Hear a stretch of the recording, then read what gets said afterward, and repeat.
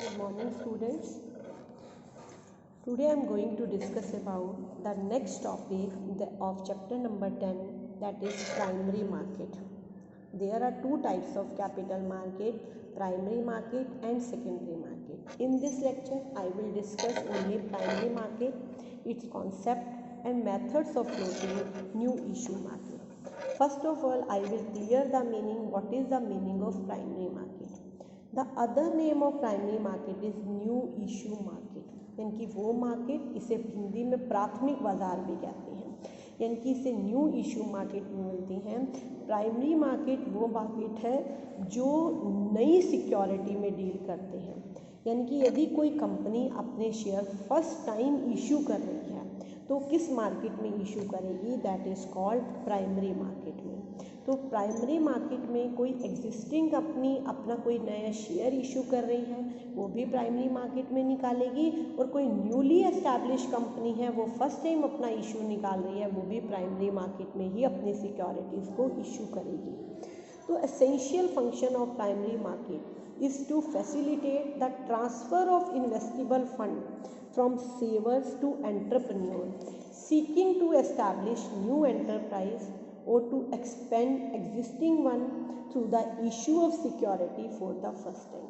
तो फर्स्ट इसका essential function क्या होता है प्राइमरी मार्केट का, ये सेवर्स के फंड को ट्रांसफ़र करती है एंटरप्रेन्योर तक का। कैसे कि यदि आप कोई एंटरप्रेन्योर अपनी नई एंटरप्राइज एस्टैब्लिश करने जा रहा है या एग्जिस्टिंग एंटरप्राइज अपनी बिजनेस को एक्सपेंड करना चाहता है, तो वो फर्स्ट टाइम जो इशू निकालती है, फर्स्ट टाइम सिक्योरिटीज इशू करती है, वो प्राइमरी मार्केट में ही इशू करेंगी।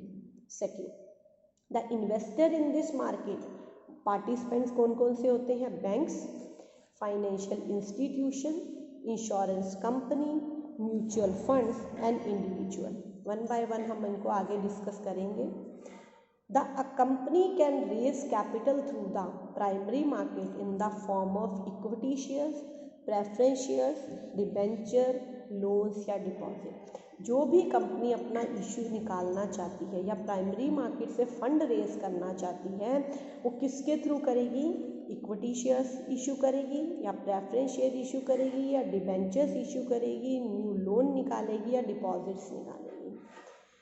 Fund raise may be for setting up new projects, expansion, diversification, modernisation of existing projects, mergers and take over.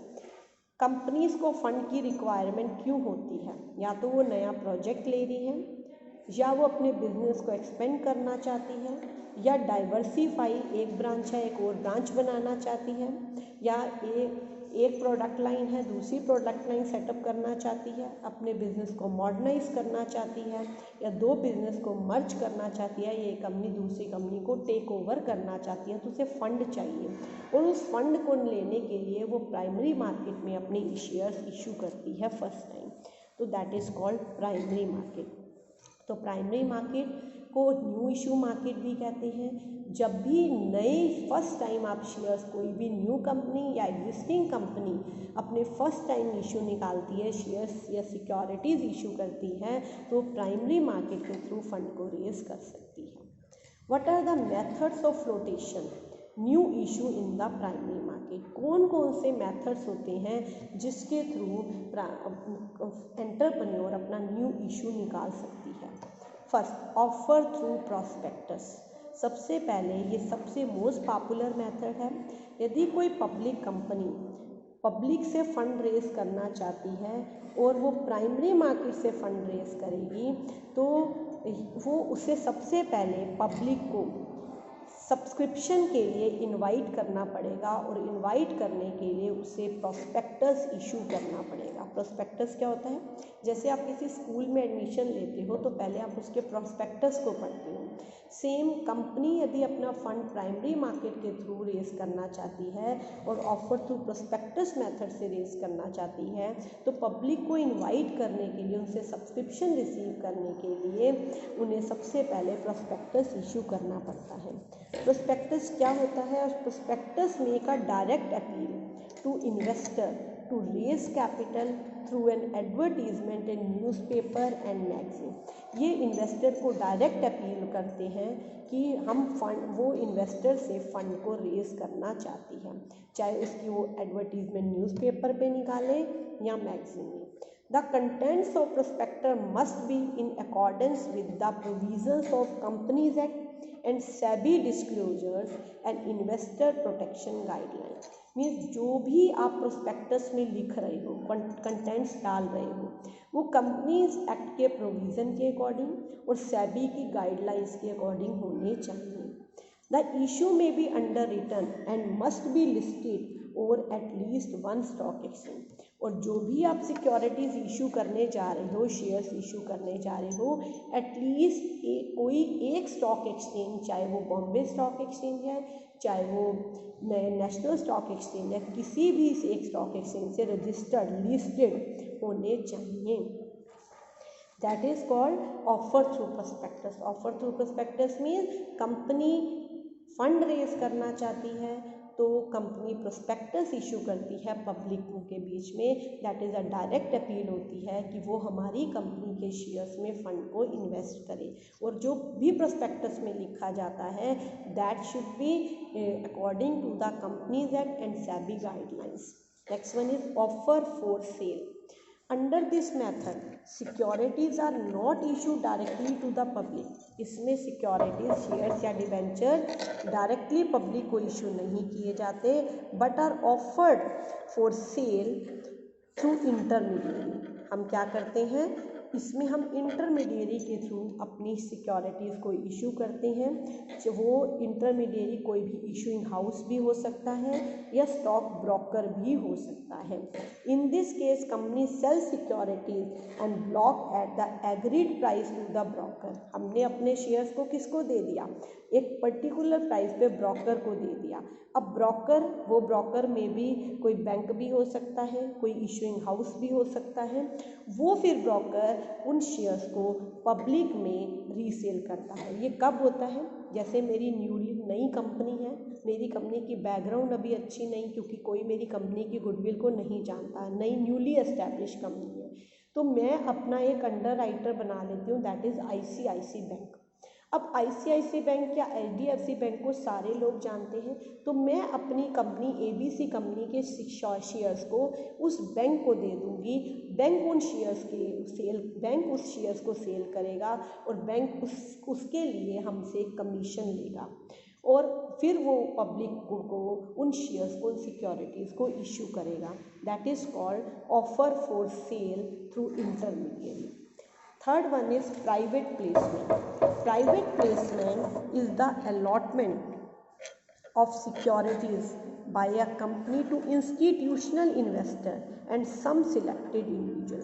Private placement क्या होता है, जिसमें आप कंपनीज की सिक्योरिटीज इशू करते हो बट पब्लिक में इशू नहीं करते, कुछ सम सिलेक्टेड इंडिविजुअल में इशू करते हो. कुछ अपने जैसे रिलेटिव्स को दे दी, अपने फ्रेंड्स को दे दी, सम सिलेक्टेड इंडिविजुअल को दे रहे हो.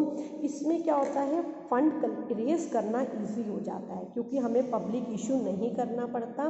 पब्लिक इशू करने से वो हमारा मेथड एक एक्सपेंसिव मेथड हो जाता है. उसमें कोई मैंडेटरी और नॉन मैंडेटरी बहुत सारे एक्सपेंसेस होते हैं. इसीलिए जब एक कंपनी पब्लिक इशू के थ्रू वो एक्सपेंसिव मेथड को अफोर्ड नहीं करना चाहती तो वो प्राइवेट प्लेसमेंट के थ्रू कुछ सम सिलेक्टेड इंडिविजुअल्स को अपने शेयर्स को इशू कर देती है और फंड को रेज कर लेती है. Next one is right issue. Right issue, this is the privilege given to existing shareholder to subscribe to a new issue share according to the terms and conditions of the company. The shareholder are offered the right to buy new shares in proportion to the number of shares they already own. यानी कि ये privilege किसको, special छूट किसको मिलती है, special offer मिलती है एग्जिस्टिंग शेयर होल्डर को. जब भी कंपनी अपना न्यू इशू निकालती है, राइट इशू निकालती है, तो सबसे पहले वो अपने एग्जिस्टिंग शेयर होल्डर को प्रेफर करती है और अपने एग्जिस्टिंग शेयर होल्डर को उनके पास जितने शेयर हैं उसके प्रोपोर्शन में वो अपने राइट उन शेयर्स उन्हें दे देती है. कैसे, जैसे मेरे पास एक ABC कंपनी के 16 शेयर्स हैं, तो मैंने राइट इशू निकाला, न्यू शेयर इशू निकाला, तो मैंने एग्जिस्टिंग शेयर होल्डर्स को कहा कि मैं 4:1 की रेशो में राइट इशू निकालूंगी, यानी कि जिसके पास मेरी कंपनी के 4 शेयर होंगे उसके बदले में मैं एक राइट इशू से दूंगी। इट मीन्स राइट इशू का एक शेयर दूंगी। तो यदि मेरे पास 16 शेयर हैं तो मुझे 4 शेयर्स और मिल जाएंगे। That is called, means existing public में निकालने से पहले ये अपने एग्जिस्टिंग शेयर होल्डर्स को प्रेफर करती है, उनको शेयर्स इशू करती है। Next one is EIPO, electronic IPO, a company proposing to issue capital to the public through an online system of the stock exchange has to enter into agreement with the stock exchange। एक company यदि public के through shares issue करा रही है तो आजकल stock exchange के online method के थ्रू इशू कराया जा रहा है, बट ऑनलाइन के लिए आपको स्टॉक एक्सचेंज के साथ एग्रीमेंट करना पड़ता है कि वो अब किसकी सारी जो इशू होगा वो ऑनलाइन होगा। This is called the IPO, initial public offer. Initial means first time offer निकल रहा है। SEBI registered broker have to be appointed for the purpose of accepting applications and placing order with the company। SEBI का registered broker होगा जो appoint किया जाएगा, जो आपकी एप्लीकेशन को एक्सेप्ट करेगा और ऑर्डर प्लेस करेगा। The issuer company should also appoint a registrar to issue having electronic connectivity with the exchange. दूसरा, जो भी कंपनी इनिशियल पब्लिक ऑफर निकाल रही है उसके पास इलेक्ट्रॉनिक कनेक्टिविटी होनी चाहिए एक्सचेंज के साथ। एक रजिस्ट्रार अपॉइंट होगा जिसका एक्सचेंज के साथ जो इलेक्ट्रॉनिक कनेक्टिविटी रखेगा। The issuer company can apply for listing of its security on any exchange. Issue company, जो भी कंपनी इशू कर रही है वो अपनी सिक्योरिटीज़ को पहले किसी भी एक्सचेंज के पास लिस्टेड कराएगी। The lead manager coordinate all the activities among intermediary and connected with the issue. और इसमें एक लीड मैनेजर अपॉइंट होता है जो सारी ऑनलाइन एक्टिविटीज़ को क्या करता है, कोऑर्डिनेट करता है अमंगस इंटरमीडियरी के साथ भी कनेक्टिव रहता है। मीन्स जब ऑनलाइन आपका इशू निकाला जाता है तो आपको एक स्टॉक एक्सचेंज के साथ एक एग्रीमेंट साइन करना पड़ता है। और सेबी के रजिस्टर, इसे इनिशियल पब्लिक ऑफर कहते हैं। सेबी के रजिस्टर्ड ब्रोकर एक अपॉइंट किया जाता है जो ऑनलाइन आपकी एप्लीकेशन को अपॉइंट करेगा, आपके ऑर्डर प्लेस करेगा। और issuer company also, issuer company को एक रजिस्ट्रार अपॉइंट करना पड़ेगा जो एक्सचेंज के साथ इलेक्ट्रॉनिक कनेक्टिविटी रखेगा। और इश्यूअर कंपनी को अपनी सिक्योरिटीज़ को किसी भी एक पर्टिकुलर एक्सचेंज के साथ लिस्टेड कराना पड़ेगा। और जो इन सारी एक्टिविटीज़ को कोऑर्डिनेट करने का काम कौन करता है, lead manager. Thank you. I hope you have to clear this meaning.